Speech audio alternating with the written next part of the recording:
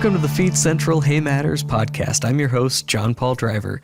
Today on the podcast, I'm joined again by Dave Clothier. Dave is the National Sales Manager for Feed Central. Welcome back. Thanks, JP. Great to catch up for the last time of 2024. Been a very interesting year. What makes you say interesting? It's expected in Australia, but it is a large continent, and there's challenges every year for some people across this great nation, and this year's been no different to the others. There has been significant challenges, I suppose, from drought to fire to flood to everything that we get used to over here. You just get it all, don't you? We do. It's really surprising when I look back and just thinking about this conversation we're having, and I rewind back to January 2024 and where we were then. And where we were then was, the stockpile was considerable, and there was a lot of low-grade hay in the system from 2022, and everyone was concerned of how we were going to move it and what's going to happen. And it's just amazing that, a drought in one part of the country, in which case was the southern part of Australia, South Australia, actually Western Australia as well, South Australia, large part of Vic and Tasmania, all had a drought. And hey presto, in a few months, the stockpile was largely gone, consumed. So that solved that problem. And it certainly created an opportunity to clean the sheds out and prepare for new season, which is always a challenge. But, clearing the stockpile was a great thing to be done. And then, as we progressed through the year, there was a good spring break, and there's been follow-up rain since through the eastern seaboard largely. Still some challenges in parts of Vic and South Australia. That spring break led to great conversations about we're going to have this oversupply of fodder of hay across Australia.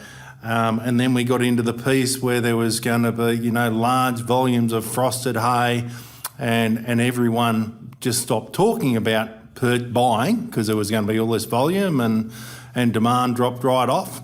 What happened out of that was, a very wet spring, and here we are in summer, and it's still very wet in a lot of parts of Australia, and a lot of that product just didn't materialise for various reasons, or there was quite an effect on the quality of the hay being made just through the weather events we've had, which have been. There has been some considerable weather events. I've either gone from North Queensland to Tasmania all at once, or at the moment we're experiencing a change that is from the northern part of Western Australia right across to the eastern seaboard. Significant rain events. So who would have predicted that? Quite a journey that Australia's been on this year. But where would you say we are on stockpiles now of the various quality grades?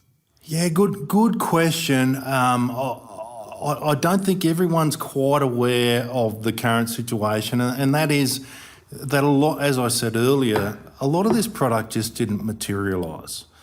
There were sheds to put it in, and there are a lot of sheds full. There is no doubt about that. What is consisting of the stockpile at the moment is it's not all high-grade hay, which was what was forecast. Like if we just wind the clock back even 8 or 10 weeks, that's how it was all looking. Tremendous crops, big yields, great opportunity. That was challenged to a degree, and all that frosted hay that we typically see made, there was some made and it was very good quality, but nowhere near the volumes. So I don't think the stockpile, there's no official number at the moment, but I don't think it's looking as good as what we anticipated. And I think there will be some challenges at the moment. There's quite a lot of hay in the system, there's no doubt about that. But it's a long way until the 2025 harvest of next October. So I think we could be challenged throughout getting towards the tail end of the year. Part of our message has been, in the last few weeks, all of our account managers and so forth, it's really getting people just to think about looking down the road. You know, here we are we're at the start of summer, everyone winds up for Christmas and so forth. It's not going to be long before people are weaning, you know, and that creates demand for hay. Because there's not huge volumes of what we call A grade or FCAA grade hay, what's needed for that weaning process in particular is good, soft hay with a really good aroma to educate cattle. That is not in abundance. So we've been writing a bit of forward business or forward contracts with customers with that in mind, because I think people will be challenged. When we get to, say, February or March is typically, you know, March, April are the weaning months. I think people who are going to wait till March, sure, there's going to be some good quality hay out there, but it could be a long way away from where they need it. It's good to have conversations with people. It's amazing how many aren't aware of the situation and the need to do something today. Yeah, and then now with some of the way it is, the summer crop's looking particularly good. And I don't think it'll be too long before people are cutting that up in southeast Queensland here. I heard of one contractor that is doing some as we speak right now. So it's early. You know, it's not all bad. There's a lot of good news in there. What do we have to look forward to in 2025? Get out your crystal ball, Dave. Well, all I think about when I get asked that question is the state of play in the livestock industry in Australia today, because that denotes demand or helps create demand. So if I just had a little bit of a look at a snapshot of the livestock industry in Australia at the moment, you know, when you look at livestock prices across Australia, it's been pretty strong with you know, highs and lows throughout the year, but it's sitting pretty good at the moment again, and it's just actually risen this week, the cattle number. So that's looking pretty good, but the reality is, again, the herd's very, very strong. The good thing about build up in any herd, whether it's yours or ours, like we've just gone through quite a few years of building our herd, which you're just about to begin. And what that does increases the genetic strength of the herd, because you've got more animals to pull out and so forth, and a higher quality to retain. That's an awesome thing for the industry, full stop. When you look at the export industry, it's actually going to be an all-time record forecast, even though we've got a couple of weeks left to go, of just under 1.3 million tonnes of beef, which is about 60 or 70,000 tonne more than the previous record. Wow. So that's real good. And then to support the genetic thing, I love all these details, and I don't mind having a yarn to you about it, JP, but, you know, over the last 10 years, like, our average carcass weight has gone up 30%, which is roughly 30 kilos, which is a great story for the Australian beef industry, just how far we've come. Is that genetics or feeding practices or all of the above? It's a combination. That's a good question. Genetics has certainly got a part in that, but there's a couple of other factors in that, and one is the rise of the feedlot industry and the strength that's encompassed over the last 12 months particularly, which we've spoken about on every one of our podcasts to date. You know, it's currently at about 1.4 million, highest on record. There's a very strong feeling amongst the livestock sector that they're going to be full for the year ahead, 2025. That alone is a lot of demand for the fodder industry. And the other telltale sign for the higher carcass weight is because we've had a number of quite good years, like our female kill or percentage has dropped considerably because we've been building the herd. We haven't been tipping them out. So that has quite an effect on that carcass weight. But it's good news. You know, to you guys, where we're up 68% on the tonnes coming into the US from Australia. Now, there's some drivers there, right? The strength of the US dollar relative to the Australian dollar. You guys are just reveling in that, right? Well, not to mention your herd's not looking too healthy and you need our beef. I mean, it's a thing. This is going on recording. There's going to be some cattle guy that calls me and chews me out for having this conversation. Oh, it's true. I mean, the U.S. beef herd is the smallest it's been since 1954. So we are short on production. And there was, this might be news to you, worm. There was some worm. There's the screw worm. There's a screw worm in South America. Yeah. And in Mexico. So the U.S. temporarily banned live cattle imports from Mexico. And that's driven our prices through the roof in the last week. Yeah, and it's at a peak time for you guys to be bringing cattle across the Mexican border, isn't it? Yeah. There's nothing great about agriculture in the U.S. right now. Everything's kind of meh at best. It's not too bad for Australia, though. Yeah, I need more stuff to buy from you. Okay, we'll get back on track here. So we're just talking about the cattle price and the export job. Japan's also up 22%. Indonesia's up 50% on last year. Jeez. Combined with the state of your cattle herd, it just augurs very well for the beef sector in Australia with the numbers of head we've got across Australia and the markets that are opening up for us largely because of what's happening in your great nation. So that's awesome news. The dairy sector, I suppose they've been doing a little bit tough over the last 12 months. You know, they are challenged. There's been a slight drop in the national milk production.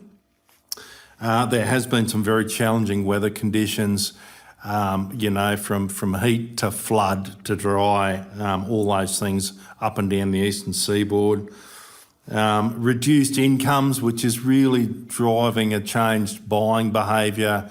They're making a lot more informed decisions about what they're buying and scrutinising it more than they have in the past. And the dairy community, quite rightly so, leads that selection criteria in the fodder space anyways. So they're just watching it a little bit more closely. The sheep sector is an interesting one because, again, the prices have been very solid throughout the year.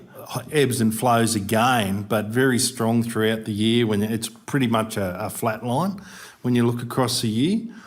But our national sheep flock is in considerable decline at the moment and forecast to be that way. Price will be very strong, but with what's going on in WA and the closing of the live sheep export and the drought through those heavier sheep production areas of southern Australia and Victoria and southern New South Wales, that has had quite an effect on the national flock there. But prices are very firm, very strong, and I think it's auguring well for those guys going into the future. Once numbers increase, that usually has a positive effect on the value of those animals retained. So I think that's pretty cool. The wool has been, pretty flat line across the year as well. It's pretty much ranged from, 1,300 cents to 1,800 cents a kilo, from that sort of base 17 micron through to 22. Across all those commodities, it's pretty flat, which is pretty cool when you've got the numbers that we currently do in Australia across all the livestock sectors. So if we're going to crystal ball again and look forward, I don't think we're going to see a lot of demand. Probably our prediction is through to, March or after that. And part of the reason is because of these seasonal conditions we've got. Like there's been a lot of local trade and a lot of people stockpiling that it's going to carry them through for a period. And then there are other graziers that are just enjoying an incredible season. And it's pretty hard to think about feeding animals when you're either watching the rainfall on your own farm or the neighbour's farm, sitting on the veranda, having a beer, watching the grass grow, and the cattle chewing their cud. It's pretty hard to think about feeding them in 3 or 4 months. So I think it's going to be an education process, or the part we play in the industry is it's our job to educate and make sure, particularly our managed accounts, because they've asked us to look after them, and our job is to give them the latest market intel, make them aware of where the product sits and at what value to allow them to pull the trigger when it makes sense to them and they're comfortable to do it. That's totally their call. It's our job to provide the information. So, it'll be another exciting year. We've got quite a bit of change coming in the new year that we're all very excited about. Not that we can tell anybody about it, but it's very exciting.